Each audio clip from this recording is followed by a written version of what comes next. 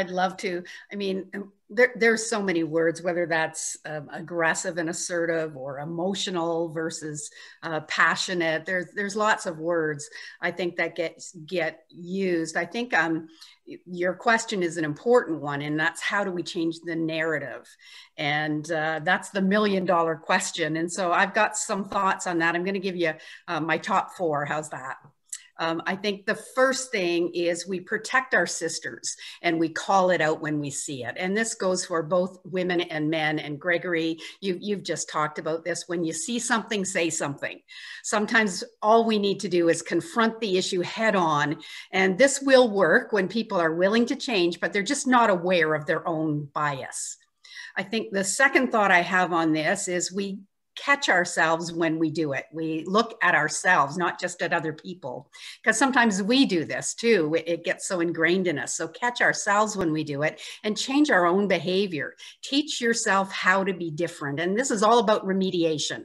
Once we become aware of our biases, we need to change our behavior. And this will work if we are both willing to change and we find ways to learn how. My third thought on this is that we rise above it and consider the source from where it comes.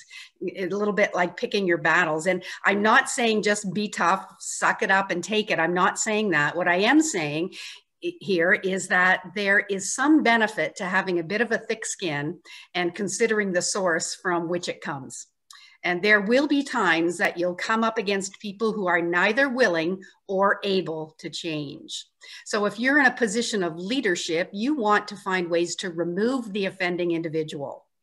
And if you're not in a position of leadership, you want to be to report those offenses to your superiors, but don't wear those offenses personally. Just rise above it and consider the source from which it comes. And then my fourth thought on this is we teach our sons and daughters how not to do it.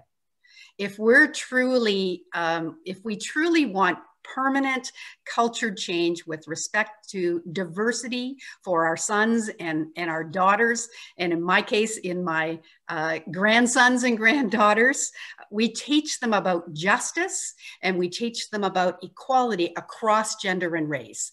And that's where we can have our greatest legacy in the diversity war against injustice. I think that's how we change the narrative.